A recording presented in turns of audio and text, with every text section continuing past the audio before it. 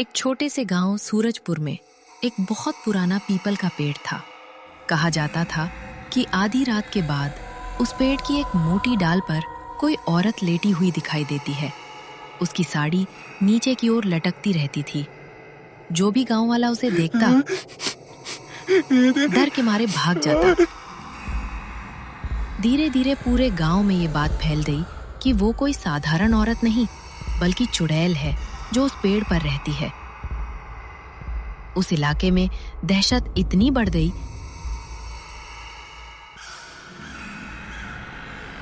कि लोग अपने अपने घर खाली करने लगे।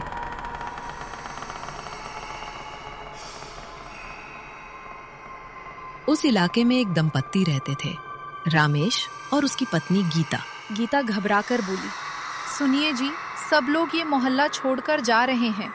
हमें भी यहाँ से चले जाना चाहिए। अगर वो चुड़ैल नीचे उतर आई तो? तुम भी बेकार की बातों पर विश्वास करती हो।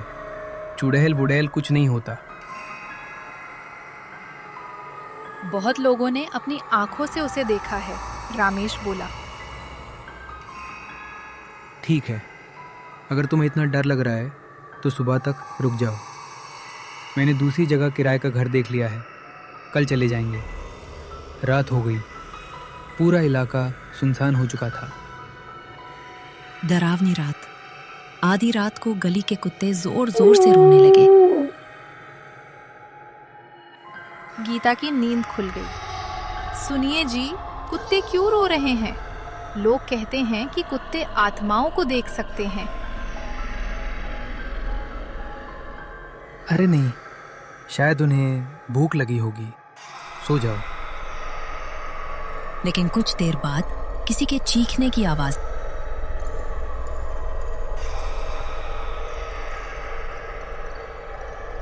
गीता खिड़की के पास गई और बाहर झांका। उसने देखा पीपल के पेड़ पर एक औरत लेटी हुई है। उसकी साड़ी नीचे लटक रही है। गीता डर गई। रामेश जी, वो देखिए, वही चुड़ैल। रामेश भी खिड़की से झांकने लगा। वो बोला, लगता तो सच में कोई औरत है। मैं जाकर देखता हूँ। आप पागल हो गए हैं क्या? मत जाइए। लेकिन रामेश गुस्से में घर से बाहर निकल गया। रामेश पेड़ के पास पहुंचा। औरत की पीठ उसकी ओर थी, चेहरा दिखाई नहीं दे रहा था। रामेश चिल्लाया, अरे ओ, नीचे उतर। तू लोगों को डराकर भगा रही है। लेकिन औरत चुपचाप लेटी रही। रामेश ने गुस्से में उसकी साड़ी का पल्लू पकड़ लिया और जोर से खींचने लगा। कुछ ही देर में वो ऊपर चढ़ गया। ऊपर पहुंचकर सच्चाई देखकर उसके होश उड़ गए। वो कोई चुड़ैल नहीं थी बल्कि एक प्रॉपर्टी डीलर विक्रम मल्होत्रा था, जो औरत का भेष बनाकर लोगों को डरा रहा था। लेकिन इससे पहले कि रामेश कुछ करता, विक्रम ने उसे पकड़ लिया और पेड़ से बांध दिया। उसके मुंह पर कपड़ा बांध दिया ताकि वो चिल्ला न सके। घर में इंतजार करते करते गीता घबरा गई। वो दौड़ती हुई गांव के सरपंच हरिराम चौधरी के पास गई। सरपंच जी, मेरे पति को चुड़ैल पेड़ पर खींच ले गई। सरपंच कुछ गांव वालों को साथ लेकर पेड़ के पास पहुंचे। पेड़ बहुत घना था, ऊपर कुछ दिखाई नहीं दे रहा था। विक्रम ऊपर बैठा सोच रहा था। वह लोगों को डराकर उनकी जमीनें सस्ते में खरीद रहा था। अगर ये लोग सच जान गए तो सब बर्बाद हो जाएगा। तभी सरपंच बोला, अगर ये पेड़ ही ना रहेगा तो डर भी खत्म हो जाएगा।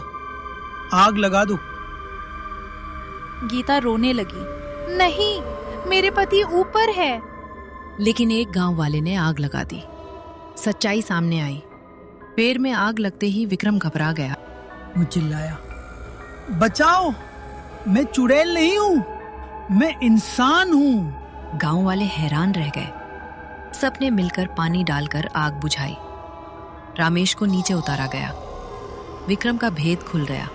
वो बोला, मैं लोगों को डराकर उनकी जमीनें औने पौने दामों में खरीदना चाहता था। सरपंच ने तुरंत पुलिस बुला ली।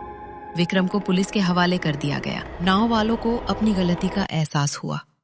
उन्होंने सीखा कि बिना सच्चाई जाने अंधविश्वास पर विश्वास नहीं करना चाहिए। डर अक्सर सच्चाई को छुपा देता है। धीरे धीरे लोग वापस अपने घरों में लौट आए। पीपल का पेड़ अब डर का नहीं, बल्कि समझदारी का प्रतीक बन गया।